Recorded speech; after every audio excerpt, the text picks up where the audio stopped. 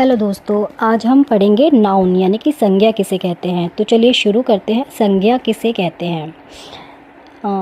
किसी भी व्यक्ति, स्थान, वस्तु, जीव या भाव के नाम को हम संज्ञा कहते हैं। ठीक है, सिंपल भाषा में बोले तो व्यक्ति, स्थान, वस्तु, जीव या भाव के नाम को हम संज्ञा कहते हैं। तो थोड़ा सा इंग्लिश में भी जान लेते हैं ताकि इंग्लिश मीडियम वाले बच्चे अगर इस वीडियो को देखें तो उनको भी समझ में आए आसानी से। तो क्या है? A noun is a word that names a person, place, thing, animal और ideas. It is called noun. Okay, तो ये कितने प्रकार के होते हैं? टाइप्स ऑफ नाउन क्या क्या होते हैं? यहाँ पर 5 प्रकार के दिए हुए हैं, मतलब 5 टाइप्स के नाउन दिए गए हैं। वैसे बेसिकली 4 टाइप्स के होते हैं, सिंपल और बेसिक लैंग्वेज में हम बात करें तो। लेकिन यहाँ पर एक भाव यानी कि आइडिया, फीलिंग्स को भी नाउन का नाम दिया गया है, क्योंकि बहुत सारे वर्ड्स हैं जो हम बोलते हैं, महसूस करते हैं, तो वो भी नाउन के अंदर ही आते हैं। तो पहला क्या है? व्यक्ति यानी कि पर्सन किसी इंसान का नाम, मतलब किसी इंसान के नाम को भी हम नाउन कहते हैं। जैसे कि राम, सीता, डॉक्टर, शिक्षक, यानी कि किसी के प्रोफेशनल नाम, जैसे कि कोई एडवोकेट है तो ये भी एक नाउन में ही आता है। ठीक है।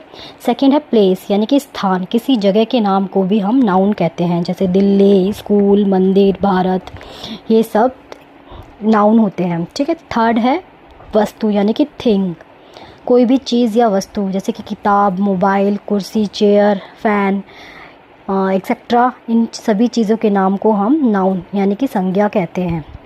फोर्थ है जीव यानी कि एनिमल के नाम को भी हम नाउन कहते हैं। ठीक है, जैसे कि कुत्ता, बिल्ली, शेर, तोता एक्सेट्रा। फिफ्थ लास्ट वन है इस भाव यानी कि आइडिया, फीलिंग्स, कोई भावना या अमूर्त विचार, जैसे कि प्यार, खुशी, डर, ईमानदारी। ठीक है, इस सब को भी हम नाउन के अंतर्गत ये शब्द आते हैं। तो आई होप आपको समझ में आया होगा कि नाउन किसे कहते हैं और कितने प्रकार के होते हैं। कुछ एग्जाम्पल्स भी हैं, मैं हिंदी में और इंग्लिश में भी मैंने लिखा हुआ है, तो आप इंग्लिश में भी पढ़ सकते हैं।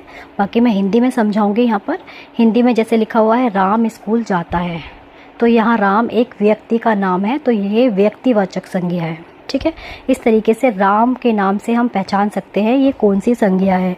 ये भी प्रश्न आ जाता है एग्जाम्स में कि ये कौन सी संज्ञा है, बताइए। तो राम इज़ अ व्यक्तिवाचक संज्ञा। ठीक है। सेकंड है दिल्ली भारत की राजधानी है, तो दिल्ली एक स्थान है, यानी कि ये स्थानवाचक संज्ञा है। ठीक है, तो दिल्ली किसी भी जगह का नाम मतलब कि स्थानवाचक संज्ञा के अंतर्गत आता है। ठीक है। मुझे खुशी हुई, तो खुशी एक भाव है। आई होप आपको समझ में आया होगा।